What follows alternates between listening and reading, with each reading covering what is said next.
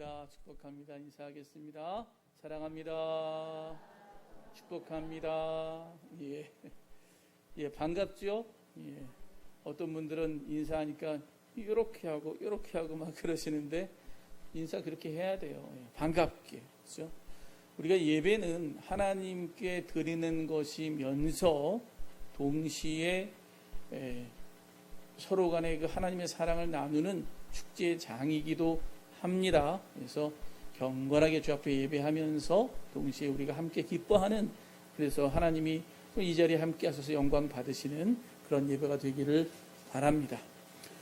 우리 그리스도인들에게 참 여러 가지 신앙적인 열망과 소원이 있지만 그 중에 또 굉장히 중요한 그런 둘째가라면 서로 할 그러한 소원이 있다면 그것은 뭐냐 하면 하나님의 뜻을 아는 거예요. 하나님의 뜻을 알고 싶어요. 하나님의 뜻을 알고 싶습니다. 하나님의 뜻만 알 수 있다면 여러분 세상 살아가는데 문제가 크게 없습니다. 왜냐하면 하나님의 뜻이 뭔지를 안다면 그 뜻에 맞게 살면 되고 그 뜻에 맞게 준비하면 되고 그 뜻에 맞게 우리가 인내하며 견디면 되는 거예요. 그것만 확실하다면 우리는 미리 다 준비하면 되는 거죠. 그리고 그렇게 살면 하나님께서 책임져 주실 것이기 때문에, 왜 하나님 뜻대로 사니까 하나님이 책임져 주실 것이기 때문에 걱정할 게 없는 거죠. 다 하나님의 뜻을 알고 싶으시죠. 그런데 문제는 뭐냐면 하나님께서 하나님의 뜻을 가르쳐 주시는데, 계시하시는 거죠. 하나님의 뜻을 계시하시는데 한 번에 모든 것을 다 계시해 주시고 다 알게 해 주시지 않는다는 거예요. 하나님 이왕이면 좀 다 알게 해 주시고 다 계시해 주시면 안 돼요? 이렇게 우리가 아쉬운 마음으로 이야기할 수는 있어도 그것을 인도하시는 분은 하나님이십니다. 하나님께서 필요한 만큼 주시는데 그 필요한 만큼이 뭐냐 하면요, 한 걸음 한 걸음 따라오는 거예요. 한 걸음씩 한 걸음씩 우리가 소화할 수 있는 만큼, 그리고 우리의 필요한 만큼 알려주신다고 하는 것입니다. 그래서 한 장면 보여주시면 우리가 그만큼 따라가서 순종하면 그때서야 또 하나를 보여주세요. 그럼 또 하나 보여주시면 우리가 또 그렇구나, 그리고 또 이렇게 따라가서 순종하면 또 하나를 보여주신다는 거예요. 결국은 뭐냐 하면요, 머리로 이런 거지, 머리로 미리 계산해 가지고 하나님 뜻이 이런 거야 이러면서 미리 판단해 가지고 우리가 신앙생활을 할 수는 없어요. 진짜 신앙생활은요, 보여주시는 것만큼 성실하게 정말 최선을 다해 순종하고 그것이 몸에 익으면서 다 하나님의 뜻에 합당할 때 또 한 번 보여주셔서 또 따라오게 하시고 내 몸에 익숙하게 하시고 온전히 깨닫게 하시고 또 가르쳐 주시는 거죠. 그렇게 따라가다 보면 하나님이 기뻐하시는 사람으로, 하나님이 기뻐하시는 신앙인으로 성장하고 성숙하고 그렇게 양육되어 가는 그런 모습을 우리에게 비춰주시는 거예요. 그걸 뭘 보고 알 수 있냐? 성경을 보면 알 수 있어요. 성경에 보면 많은 믿음의 선지인들도요, 한 번에 모든 걸 다 알지 않았어요. 선지자를 보내서 이만큼 알게 해주시고, 이번엔 저쪽 선지자를 보내서 이만큼 알게 해주시고, 이번엔 이런 사람 보내서 이만큼 깨닫게 해주시고, 그러면서 그 걸음걸음을 쫓아오다 보니까 예수 그리스도에게까지 이르게 되고, 예수 그리스도가 오셨는데도 우리가 다 알 수가 없어요. 그 보여주시는 것만큼 조금씩 순종하며 달려가서 이제 성령님께서 이렇게 오시게 되고, 성령님의 그 뜻을 다 알 수가 없어요.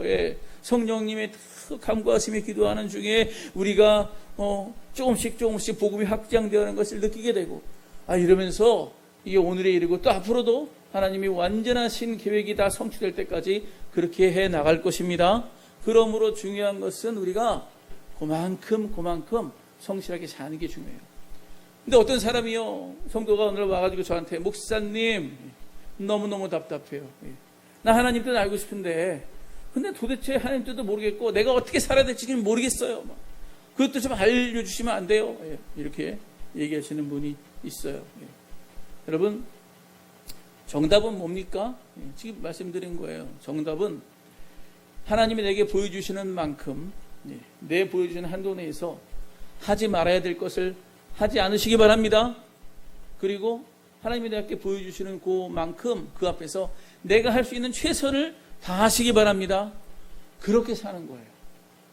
하지 말아야 될 것을 하지 말고 할 수 있는 것은 하면서 한 걸음 한 걸음 순종하며 따라올 때 하나님께서요, 나머지는 다 역사하셔서 우리 인생 전체를 구성하게 하시고, 그리고 온 인류 역사를 구성하게 하시는 거예요. 각자 모든 사람들이 자기에게 맞는 일들, 자기에 맞는 만큼 순종하며 따라올 때 그게 다 모여서 하나님의 놀라운 구원의 역사, 아름다운 교양과 같은, 놀라운 심포니 같은 그런 것들이 울려 퍼지게 되는 거죠. 그래서 이 믿음의 선진들도 종종 이해가 안 되는 일이 있어도 어떻게 해요? 그만큼밖에 안 보여주시는데 그만큼 따라가는 거예요. 예. 아브라함 이삭을 바쳐라. 이해가 안 되죠. 이해가 안 되지만 그만큼 보여주시니까 어떻게 해요? 예. 그만큼 보여주시는 만큼 순종하는 거죠. 순종하여서 그만큼 따라오니까 하나님이 너 이삭 그렇게 죽이는 거 아니야. 내가 준비한 제물로 해. 딱 아이고 또 그렇구나. 그래도 그만큼 또 알고 순종하고요. 그래서 내가 잘 몰라도 내가 잘 다 알 수는 없어도 그렇게 따라가는 것, 이게 우리가 해야 될 일인 거죠. 그러므로 내가 좀 답답하고 내가 생각하는 대로 뭔가 좀 안 되고 내가 기대하는 대로 안 됐다고 해가지고 낙심하거나 절망하거나 무너지거나 불평하거나, 여러분 그렇게 해서는 안 됩니다. 그게 신앙인의 자세가 아니에요. 참된 신앙인은 그 모든 것 가운데 하나님의 역사하심을 믿고 신뢰하고 이렇게 따라가는 가운데 하나님의 위대한 역사는 그래도 이루어진다. 이것을 확신하고 순종해 나가는 것, 이것이 믿음의 백성의 신앙인의 삶이다라고 하는 것입니다. 나중에 돌아보면 이 모든 것이 다 하나님의 뜻이었구나, 하나님의 복이었구나, 이거를 깨닫게 되는 거죠. 오늘 본문 말씀에 바로 그렇게 하나씩 알려주는 또한 장면이 나옵니다. 사도행전의 주제가 뭐죠? 오직 성령이 너희에게 임하시면 너희가 권능을 받고 어떻게 해요? 예루살렘과 온 유대와 사마리아와 땅끝까지 이르러 내 증인이 되리라. 지금 이게 사도행전의 어떤 주제와 같은 말씀이에요. 근데 이 사도행전 전체 구성이 이 말씀에 따라서 지금 진행이 되고 있어요. 그래서 예수님 승천하시고, 그리고 성령을 강림 가운데 성령 충만함을 힘있게 하시고, 그리고 정말 복음 가운데 예루살렘의 복음의 역사 나타나게 하시고, 그리고 예루살렘 교회 안에서 이제 히브리파 헬라파의 이런 충돌이 있었지만 그것이 은혜 가운데 해결되게 하시고, 그리고 온 유대에 스데반을 비롯해 복음이 강력하게 전달되게 하시되, 스데반의 그 사건을 통해서 사람들이 흩어져 어디로 가요? 사마리아에 또 복음이 다 전파되게 하시고, 그리고 사마리아에게 복음이 전파되고 그 가운데 사도 바울이 회심하게 되죠. 사도 바울이 회심하게 되고, 이제 사도 바울은 이방의 사도로서 온 땅끝까지 복음을 전해야 될 사람이잖아요. 하나님께서 그 사람을 준비시키시고 이제는 뭐가 남았어요? 복음이 땅끝까지 전해지는 것만 남았죠. 지금 이제 드디어 복음이 땅끝하게 전해지는 그런 첫 시작이 오늘 10장 본 말씀부터 일어나는 겁니다. 그런데 그 당시에 땅끝이라고 하면 정말 물론 그 당시에는 사람들의 개념에 서바나가 이제 스페인이 땅끝이다라고 여겼지만, 실제로 복음이 온 세상에 전파되는 것, 복음이 예루살렘으로 시작해서 온 세계에 다 전파돼서 다시 끝까지 다시 돌아오면 어디로 돌아와요?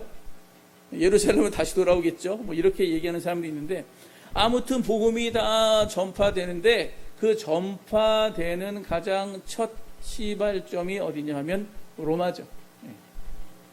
왜냐하면 로마야말로 그 당시에 아프리카와 유럽과 아시아 전역을 지중해를 하나의 자기네 호수처럼 여기면서 그냥 세계를 다 지배하고 있던 그런 나라거든요. 로마를 통하지 않으면 나갈 수도 없지만 로마를 통하면 전 세계로 다 연결될 만한 그런 강력한 영향력이 있는 나라였기 때문에 복음이 결국은 바울을 통해서 어디로 가요? 로마로 가게 되죠. 그런데 로마의 복음이 다 전해지기 전에 하나님께서 준비 작업을 하십니다. 어떤 준비 작업이냐 하면 로마가 미리 나중에 사도 바울이 들어가서 복음을 전하기에 합당한 땅으로, 합당한 분위기로, 합당한 그런 성숙함이 있도록 미리 그 땅의 이 작업을, 토양을 바꾸는 그런 작업을 하시는데, 그것이 뭐냐면 로마 사람을 미리 보내는 거예요. 복음화된 로마 사람을 보내는 거예요. 그래가지고 그 사람이 그 땅에 복음이 들어올 때를 대비해서 미리 다 준비하도록 지금 작업을 하시는 거죠. 그 로마 사람이 누구냐? 바로 오늘 본문에 나와 있는 고넬료입니다. 백부장 고넬료. 오늘 본문 말씀에는요, 이 고넬료의 이야기와 그리고 베드로의 이야기, 두 이야기가 나오고 두 이야기가 만나는, 그래서 하나님의 역사가 이루어지는 그런 이야기가 전개가 됩니다. 그래서 제일 먼저 이 고넬료의 이야기를 먼저 소개하고 있는데, 그것이 1절이죠. 우리 함께 1절 읽어보겠습니다. 시작. 가이사랴에 고넬료라 하는 사람이 있으니 이달리아 부대라 하는 군대의 백부장이라. 아멘. 가이사랴라고 하는 곳은 이 사마리아에 속한 지역이긴 하지만, 그러나 거기에는요 로마의 그 팔레스타인 지역 전체를 관장하는 로마의 총독부가 있는 곳이에요. 그러니까 로마와 연결되는 이 항구 도시고 아주 그 이제 지역이 요충지인데, 근데 이 백부장 고넬료가 바로 그 총본부의 부대에 속해 있는 그런 백부장이다라고 하는 거죠. 백부장은 뭔지도 아시죠? 100명의 병사를 이제 지휘하는 그런 사람인데, 로마 군대의 기본 단위가 100인대라고 하는 기본 단위예요. 그래서 100인대, 100명으로 구성된 부대가 로마 이 전투의 기본 단위입니다. 그래서 백부장이라고 하면요, 이 100인대가 전장에 나가서 직접 막 적과 싸우는 그런 것을 제일 앞장서서 이끄는 사람이 백부장이죠. 백부장은 굉장한 용감한 사람이 아니면 안 됩니다. 그리고 굉장히 혈기 있고 젊은 힘 있는 사람이 아니면 안 돼요. 이 사람이야말로 나중에 정말 전장에 온몸으로 체험하면서, 그래서 나중에 천부장이 되고, 그러지만 총독이 되고, 이렇게 승진해 나갈 수 있는 그런 장교의 위치가 있는 사람이 바로 백부장이죠. 고넬료가 바로 그런 사람이었다고 하는 거예요. 그렇기 때문에 굉장한 자부심이 있고 굉장한 자긍심이 있는 사람인데, 그런 사람이라고 하면은 이스라엘 사람에 대해서, 자기의 지배를 받고 있는 이스라엘 사람들에 대해서 좀 우월한 마음으로 압제하고 그리고 좀 괴롭히면서 이렇게 할 수 있는데, 오늘 본문 말씀은 참으로 신기하게도 그런 얘기는 안 나오고, 어떤 얘기가 나오냐면 하나님을 잘 섬기는 그런 고넬료, 하나님을 잘 섬기는 백부장의 모습이 나와요. 이상하다. 어떻게 백부장이 강력한 군대의 그 장교가 어떻게 피지배 국가의 종교를 믿는 그 하나님을 믿고 이렇게 섬길 수 있는가? 이거에 대해서 약간 생각할 수가 있는데, 그건 이렇게 생각할 수가 있습니다. 당시 정치와 군사 부분은 로마가 장악했습니다. 로마를 쫓아갔어요. 그리고 철학과 문화는 어디를 쫓아갔냐면 로마 것이 아니라 그리스를 쫓아갔어요. 그리스의 위대한 철학자들이 있죠. 소크라테스, 아리스토텔레스 많잖아요. 그 그리스의 문화, 이 헬레니즘, 이 헬라 문화를 쫓아갔어요. 그 문화가 로마 문화보다 훨씬 우수했거든요. 그런데 또 한 분야, 이 종교 분야에 있어서는 이 로마도 그리스도, 이 헬라도 그렇게 뛰어나지 못했어요. 여러분 그리스 로마 신화에 보면요, 막 신들이 막 서로 싸우고 질투하고 막 서로 난잡한 그런 일을 벌이고 막 이런 얘기들이 막 나와요. 물론 그 안에 철학적인 그런 의미들이 담겨 있긴 하지만, 일단 그 돌아가는 모습을 보면요, 그렇게 아름답지가 않아요. 그게 도덕적이지도 않고요. 그것은 뭘 말하냐 하면, 당시 사람들의 그 시대의 종교가, 또 그 사람들의 문화가 그렇게 고급스럽지 않았다는 걸 보여주는 거예요. 굉장히 난잡하고 또 도덕적으로 떨어지는 그런 곳에 살았다는 거죠. 그런데 그런 문화에서는 그냥 뭐 그날 잘 먹고 잘 살고 뭐 이런 거 뭐 어떻게 복 받고 이런 건 있을지 모르지만 이런 건 없어요. 인생이란 뭘까? 인생의 가치는 뭘까? 이 시대에 이 모든 사람이 겪고 있는 이 고난의 문제, 이 고통의 문제는 도대체 어떻게 해결하며 이 시대의 부패는 도대체 어떻게 나중에 해결할 것인가? 뭐 이런 것에 대한 대답을 그런 어떤 기복적인 종교들은 이제 주지를 못해요. 예. 오히려 정말 깊은 영혼의 갈망 속에 인간의 본질을 꿰뚫는 그런 종교가 있어야 거기서 우리가 해답을 얻을 수 있는 건데 그 당시 문화가 그러지 못했다는 거예요. 그런데 그 시대에 우세한 아주 독특한 특별한 그런 종교가 나왔는데 그게 바로 이스라엘의 그 유대교라고 하는 거죠. 유대교는요, 무엇보다 특징이 뭐냐면 유일신 종교예요. 그렇죠? 그 당시는요, 신들이 엄청 많아요. 다신교 시대예요. 다신 문화예요. 다신 문화는요, 굉장히 좀 피곤합니다. 왜냐하면 강에 가면 강신 섬겨야 되고, 산을 넘어가면 산신을 섬겨야 되고, 또 뭐 어느 숲에 가면 뭐 숲에 있는 신을 섬겨야 되고, 여러 신화에 대한 이야기들이 엄청 많고 신들이 다 다르잖아요. 그러니까 엄청 불편해요. 막 그냥 알아야 되고. 그런데 유일신은 뭐예요? 한 신만 섬기면 되잖아요. 여호와 한 신만 섬기면 되잖아요. 그러면 그 하나님만 섬기면 그냥 다른 것들은 다 질서가 잡히는 거니까 섬기는 사람의 입장에서 굉장히 자유롭죠. 신경을 덜 쓰게 되고 그리고 굉장히 통일적인 체계를 가지고 있으니까 더 집중하게 되고. 그러니까 이 유일신 종교가 이 유대 종교가 그 시대 사람들에게는 매력적이고 그리고 관심 갖기에 충분했어요. 뿐 아니라 그들이 살아가는 삶을 보니까 삶이 굉장히 도덕적인 거예요. 율법 지키느라고 아주 그냥 철저하게 적어도 겉으로는 아주 철저하게 지키는 그런 곳이라 이게 질서가 있거든요. 그러니까 괜찮다 싶어가지고 유대 종교를 따르는 사람들이 생겼는데 그 중에 한 사람이 바로 누구라고요? 고넬료다라고 하는 거죠. 고넬료가 그렇게 하나님을 경건하게 섬기게 됐는데 2절 말씀 보면 그가 하나님 믿어보려고 애쓰는 장면이 나옵니다. 한번 읽어보겠습니다. 시작. 그가 경건하여 온 집으로 더불어 하나님을 경외하며 백성을 많이 구제하고 하나님께 항상 기도하더니 아멘. 베드로가 하나님 섬기는 모습인데 근데 이 섬기는 모습 가운데 뭐가 나타나냐면 하나님이 고넬료를 보시는 그 평가가 나와요. 고넬료는 이러하구나 이렇게 하면서 그 사람의 모습이 평가 기준이 나오는데 그게 뭐냐면 경건성이에요. 경건성. 아주 경건하게 하나님을 섬기는 거죠. 여러분 하나님은요 그 사람의 돈을 보거나 그 사람의 외모를 보거나 그 사람의 어떤 실력을 보는 게 아니라 그 사람이 얼마나 하나님 앞에서 경건한가 이거를 바라보신다는 것을 여러분 기억하시기를 바랍니다. 경건이란 뭐냐? 경건이란 뭐 여러 가지로 표현할 수 있겠지만 가장 핵심은 뭐냐면 거룩하신 하나님 앞에서의 그 사람의 삶의 태도예요. 거룩하신 그 하나님 앞에서 내가 어떻게 어떤 자세로 어떤 마음으로 살아야 되는가 이게 이 경건의 어떤 핵심이라고 말할 수 있어요. 그래서 칼빈은 이 경건을 뭘로 대체했냐면 코람데오라는 말로 대체했어요. 코람데오가 뭐죠? 하나님 앞에서. 이해하기가 쉽죠. 하나님 앞에서 사는 그러한 삶을 그러한 경건망동하지 않고 그러한 마음으로 우리가 살아야 된다라고 하는 것입니다. 오늘 2절 말씀에 보면 그 경건한 모습에 세 가지 요소가 나오는데 첫 번째는 뭐냐면 하나님을 경외하는 거예요. 여러분 하나님을 경외한다는 게 뭐죠? 경외 다 아시죠? 경외는 그냥 어렵게 생각할 수 없이 쉽게 말하면 너무 사랑하고 존경해서 그래서 두려워하는 거예요.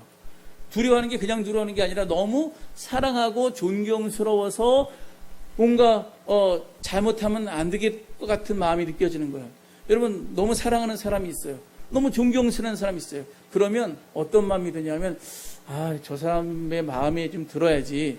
저 사람 마음에 들게 하고 싶지 않은 거예요.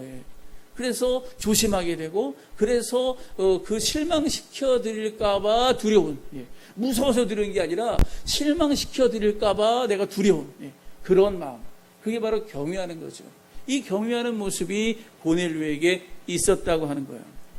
너무 용감한 군인이어서 두려움이 없는 사람인데도 불구하고 실제로는 하나님 앞에 그렇게 경외하는 마음으로 살았다. 이게 경건의 요소의 중요한 요소고요. 두 번째 경건의 요소는 뭐냐면 물질 문제입니다.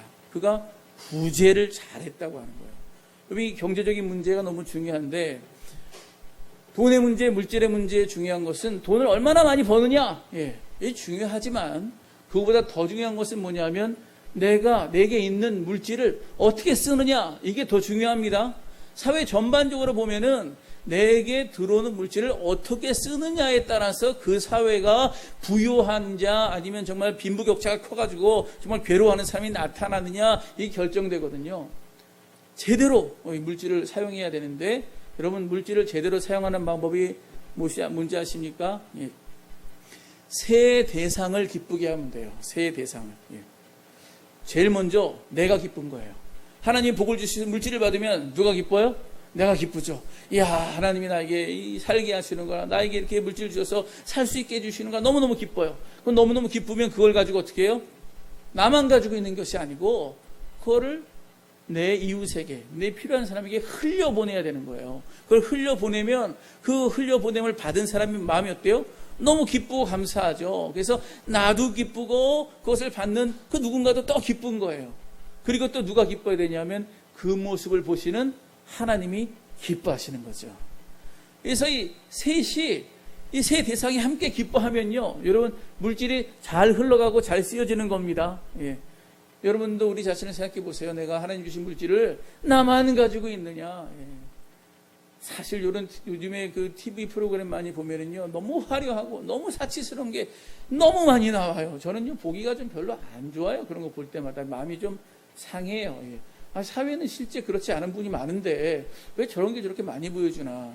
좀 사람을 환상에 적게 하는 그런 뭐 재미있는 효과는 있겠지만 그냥 너무 현실적이지 않아서. 그래서 사람들이 그런 거 보고 살 만큼 돈이 있는데도 마냥 더 편하려고만 하고, 마냥 좀 사치스럽게 하려고, 다른 사람도 저렇게 사니까 나도 저렇게 따라하고 싶어하는 그런 마음을 갖도록 해가지고 사람이 좀 지나치게 만드는 그런 점이 있어요. 여러분, 하나님이 먹게 해주시고 어느 정도 살게 해주시면 됩니다.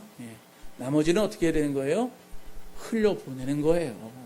나머지 흘려보내는 거예요. 그래서 정말 그것 가지고 더 많은 이들이 함께 풍족하고 더 많이 기쁘고, 그 사회가 전반적으로 기뻐서 하나님이 기뻐하시는 사회, 여러분, 그 올바른 물질 사용하시기 바랍니다. 그래서 하나님께서 이 고넬료의 구제를 보고 기뻐하시고, 이 구제가 그의 경건함에 합당하다 인정하시는 거죠. 그리고 세 번째 뭐가 있냐 하면, 세 번째는요, 기도하는 거예요.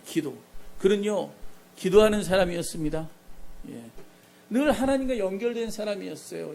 여러분, 기도가 중요한 것은 기도가 어떤 무슨 마술적인 효과가 있거나 기도가 어떤 주문이 있거나 그래서 특별한 거나 그런 게 아니에요. 기도는요, 하나님과 연결되는 거예요. 하나님을 생각하는 거예요. 하나님과 함께하는 거예요. 하나님의 뜻을 구하는 거예요. 그러니 하나님이 그와 함께 있으니까 하나님께서 그를 하나님의 뜻대로 인도해 주시는 거죠. 얼마나 하나님께 연결되어 있는 것이 아름다운가. 그런데 그가 무슨 기도를 했을까요? 하나님, 나 백부장인데요. 하나님, 제가 이 멀리 고국을 떠나서 이 식민지 땅에 와서 지금 제가 살고 있는데요. 하나님, 제가 좀 더 전쟁을 해가지고 사람을 많이 죽여서 정과를 올려가지고 그래서 제가 천부장으로 승진하게 해주세요. 그리고 이제 천부장 승진일 뿐 아니라 이제 총독까지도 바라볼 수 있는 그런 기회를 주세요. 그런 기도를 했을까요? 하나님께서 2절을 통해서 나온 2절을 통해서 고넬료를 평가하시는 그 말씀을 보면 결코 그런 기도를 했을 거라 여겨지지 않습니다. 어떤 기도를 했을까요? 하나님, 저는 이방인입니다. 그런데 바라보니까 이 땅에 유대교 있고 하나님이 계신데 너무너무 좋습니다. 하나님 섬기기 원하는데, 하나님 좀 알기 원하는데 하나님 알려주세요. 하나님 더 잘 섬기게 해주세요. 하나님, 정말 인생의 문제, 삶의 그런 내 영혼의 몸부림, 이거를 정말 제가 온전히 해결하고 싶은데 하나님 그 진리를 깨닫게 해주세요. 몸부림치는 경건한, 그래서 정말 하나님 앞에 구제하고 그리고 기도하고 경외하는 그런 삶을 살 수 있게 되었다라고 하는 거예요. 자, 그런데 이렇게 정말 열심히 간절히 기도하는 가운데 환상 중에 어느 날 천사가 나타납니다. 그렇게 해서 하시는 말씀이 3절 4절 말씀이죠. 읽어보겠습니다. 시작. 하루는 제9시쯤 되어 환상 중에 밝히 보매 하나님의 사자가 들어와 이르되 고넬료야 하니 고넬료가 주목하여 보고 두려워하여 가로되 주여 무슨 일이니까? 천사가 이르되 내 기도와 구제가 하나님 앞에 상달되어 기억하신 바가 되었으니. 아멘. 하나님이 너를 기억했다는 거죠. 내 기도와 내 구제와 너의 그 하나님을 경외하는 모습이 하나님이 다 바라보고 계셨다는 거죠. 그리고 인정해 주시는 거예요. 그 삶을 받으셨다는 거예요. 그래서 정말 그 하나님 기뻐하신 삶을 더 살기 위해서 몸부림치는 그 영혼의 갈급함을 하나님께서 보시고 너는 이제 예수의 사람이야. 너는 성령의 사람이야. 너는 이제 하나님의 사람이야. 내가 너를 하나님의 길로 인도해 줄게. 주께서 인도해 주시는 장면이 바로 천사를 보내서 말씀하시는 장면인 거죠. 그래서 그 천사가 이 고넬료에게 요구하는 게 뭐냐면 뭐예요? 베드로를 불러오라. 왜 베드로를 불러오라 하시는 거예요? 복음을 들어야 되기 때문에. 네가 아무리 경건하고 네가 아무리 착하게 잘 사는 것 같지만 그러나 너에게 진짜 필요한 것은 뭐다? 복음이다. 십자가의 속죄의 복음이다. 성령의 충만함을 힘입어야 된다. 그래서 네 삶이 완전히 새롭게 바뀌어야 된다. 하나님이 새롭게 바뀔 수 있는 기회를 이 고넬료에게 주시는 거죠. 여기까지가 이 고넬료의 이야기라고 하면 이제 베드로를 부르러 간 이야기가 나오는데 이제부터는 또 베드로에 대한 이야기가 나옵니다. 자, 베드로는 어떤 사람이냐? 여러분, 베드로는요 크리스찬이지만 대표적인 크리스찬이지만 동시에 대표적인 유대인입니다. 그래서 예루살렘 교회를 처음 이렇게 세울 때, 그죠? 제일 설립할 때 가장 큰 영향력을 미쳤던 사람 중에 하나가 바로 베드로죠. 베드로는요 예루살렘 교회에 대한 애착이 많아요. 처음에 정말 목숨 걸고 복음 전해서 이렇게 놀라운 세상이 없는 그런 공동체가 만들어졌으니 얼마나 감사하고 얼마나 자부심이 있고 그러겠어요. 그렇기 때문에 베드로의 마음에는 어떤 마음이 있냐면 이 예루살렘 공동체를 지켜야 돼. 이 예루살렘 교회를 반드시 지켜야 돼. 내가 목숨 바치라서 이 복음의 이 근본되는 이 교회를 지킬 거야. 이런 마음이 많아요. 근데 지키겠다. 그럼 무슨 마음이죠? 보수적인 마음이에요. 보수적인 마음.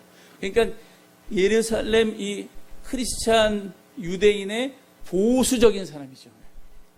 그래서 얼마나 보수적인지 이 복음이 흘러가서 사마리아에 전해지고 그리고 온 땅까지 전해져야 되는데 복음이 사마리아에 전해지는 것을 처음에 달갑게 생각하지 않았어요.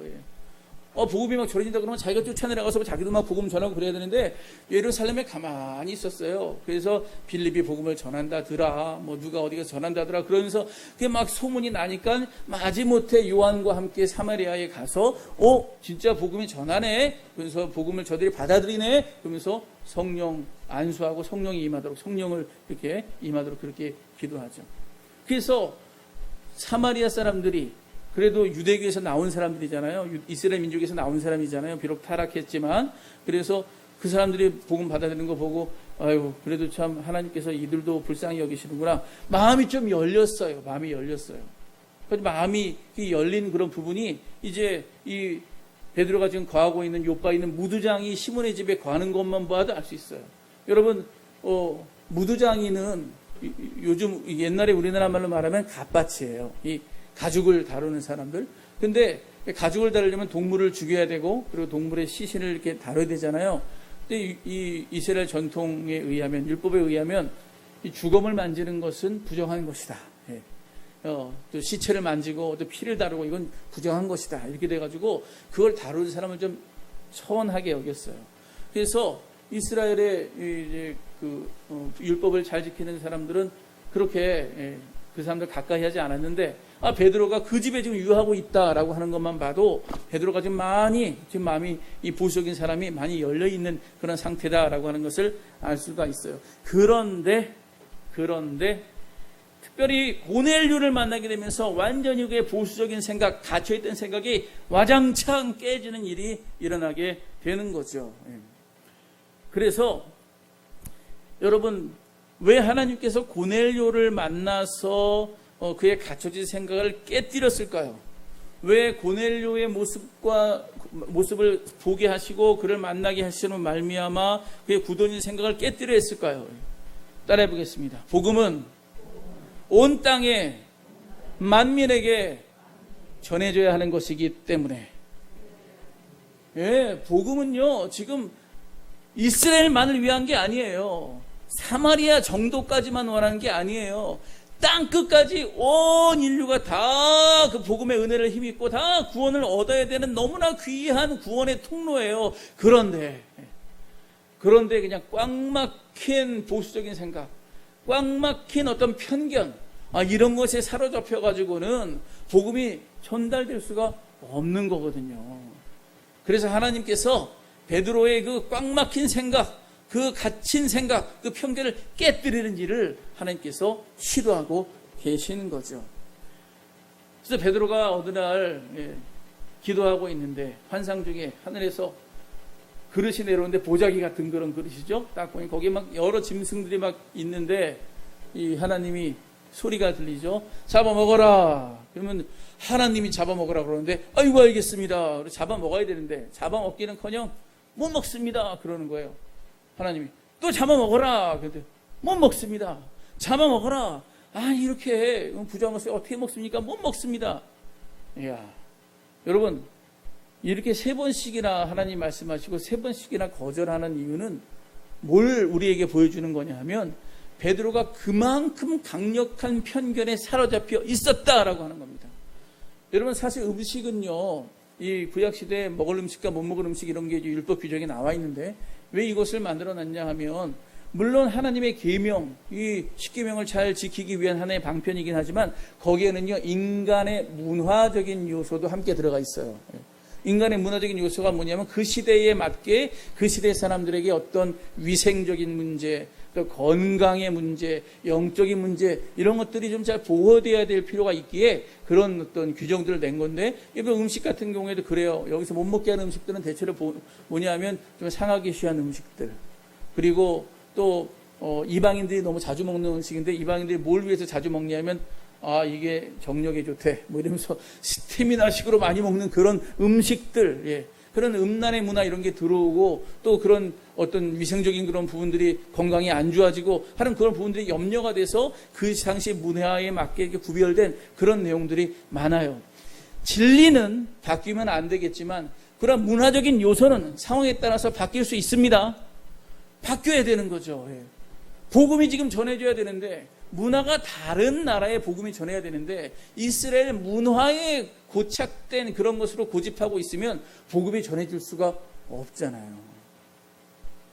깨야 되는 거죠. 만약에 선교사가 우리나라에 와서 복음 전하는데 이거 개고기 먹는 미개한 한국 사람들한테 내 복음 전하는데 당신들 참 미개하지만 그래도 내 소리를 들으시오. 여러분 들으면 여러분 듣겠어요? 우리 보고 미개하다 그러다니 기분 나쁘다. 이렇게 생각하면 복음 안 들을 거 아니에요. 마찬가지로 정말 우리가 이 어떤 문화적인 편견 이런 것이 있으면 그게 깨져야 우리가 그들과 하나 될 수 있고 그들을 안아줄 수 있고 연합할 수 있는 거죠. 우리나라 사람들도 문화적인 편견이 굉장히 강합니다. 우리나라 주변에 지금 동남아에서 외국인 근로자들 또 이주민들이 많이 와서 정착하여 살고 있잖아요. 근데 여러분 여기 외국인 근로자나 이주민들하고 얘기 한번 해본 적이 있으세요? 뭐 말이 안 되니까 일단 안 본다 그러지만은 말보다도 낯설어. 뭔가 좀 무서워. 저 후진적인 사람들, 저 가난한 나라 사람들, 뭐 이런 편견을 가지고 있어가지고 기쁜 마음으로 낯선 이방인들이 왔네. 그리고 이제 그분들 받아들이고 왜 왔어요? 참 돈 버느라 고생이 많습니다. 이러면서 좀 도와주고 좀 이런 태도가 없어요. 이것도 한국인의 문화적 편견이 가득 차 있어요. 지금 사실 외국인 근로자들과 이주민들이 이 땅에 온다는 것은 복음을 전할 수 있는 찬스입니다. 우리가 외국에 나가지 않아도 이 땅에 이미 들어온 그 많은 사람들에게 복음을 들을 수 없는 사람들이 교회가 가장 많은 나라에 왔으면 그들에게 복음 전할 수 있는 찬스인데 우리가 그냥 못 살리고 있다면 그것도 교회가 책무를 다 감당하지 못하는 거예요.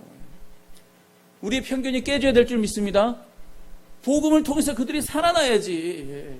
우리가 가진 편견 때문에 복음이 전달되지 않으면 안 되는 거죠. 아무튼 그래서 하나님께서 이 편견에 빠진 베드로를 고치시는 거죠. 그래서 15절에 보면은 또 두 번째 소리가 있으되 하나님께서 깨끗하게 하신 것을 내가 속되다 하지 말라 하더라. 왜 네가 속되다고 하냐? 내가 깨끗하게 했는데 유대 문화 속에 나온 것, 그것은 그런 선민의식에 나오는 우월주의, 그런 편견, 이런 건 깨뜨려야 된다. 나는 사람을 차별하지 않는다. 복음은 차별하지 않고 모든 이에게 다 동일하게 전달되어야 되는 것이다. 주님이 그 편견과 아집을 고치라고 말씀하고 있는 거예요. 그래서 지금 고넬료와 그리고 이 베드로를 만나게 하시는 거죠. 베드로는 뭐예요? 유대교의 콧대 높은 그런 선민의식에 가득 찬 그런 편견에 사로잡힌 사람이고, 그리고 이 누구예요? 고넬료는 정말 로마 제국의 장교로서 자긍심을 가지고 있는 사람인데, 두 사람이 그 다른 문화가 꽝 하고 부딪히는 거죠. 이야, 이 어떻게 이것이 통일되고 어떻게 이것이 해결될 수 있을까요? 따라해 보겠습니다. 복음이면 됩니다. 예수 그리스도면 됩니다. 이들을 하나로 만들 수 있는 것이고, 이들의 편견을 깰 수 있는 것은 복음이요, 예수 그리스도의 은혜라고 하는 것입니다.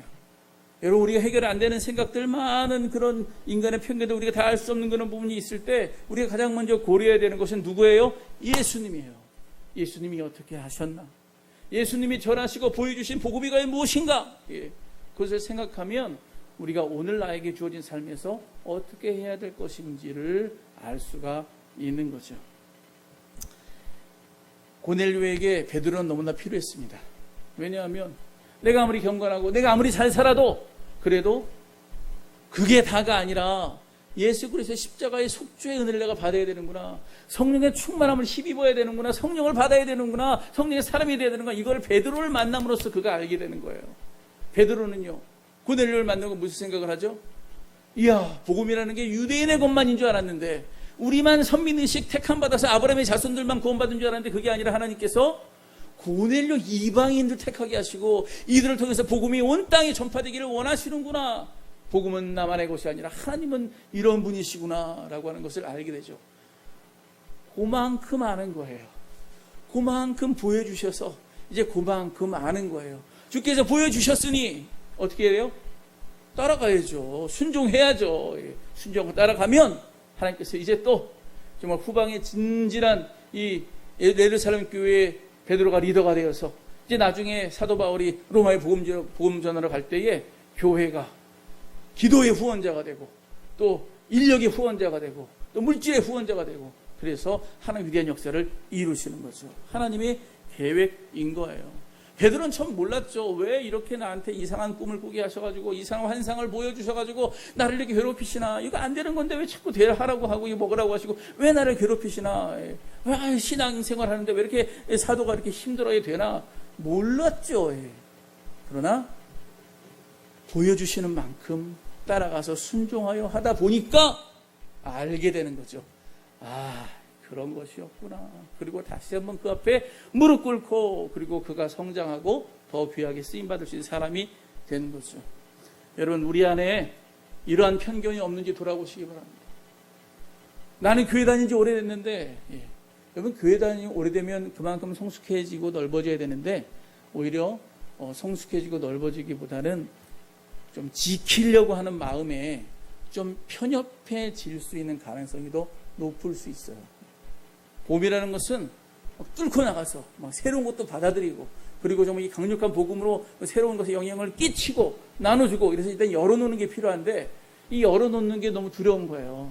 우리 교회에 물들면 어떡해, 우리 교회에 더러운 곳에 물들면 어떡해, 더러운 게 우리 교회에 들어오면 어떡해, 그래서 우리 교회 기반이 약해지면 어떡해, 막 두려움 속에 막 이렇게 있어가지고 더 전진하지 못하는 그런 일들이 생길 수 있는 거죠.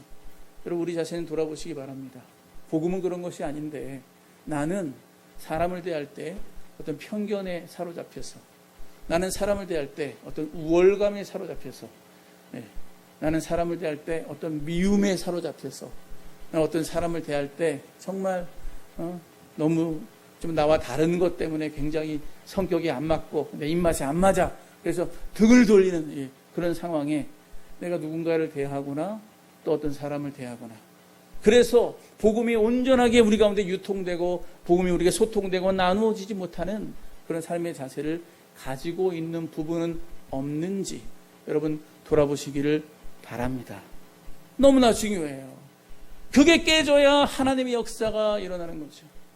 그게 깨져야 하나님의 위대한 역사가 꽃을 피우는데 내가 그 하나님의 위대한 역사를 지체시키는 그러한 역할을 하고 있는 것은 아닌지, 너무 교회를 사랑하는 나머지 그럴 수 있다는 거예요.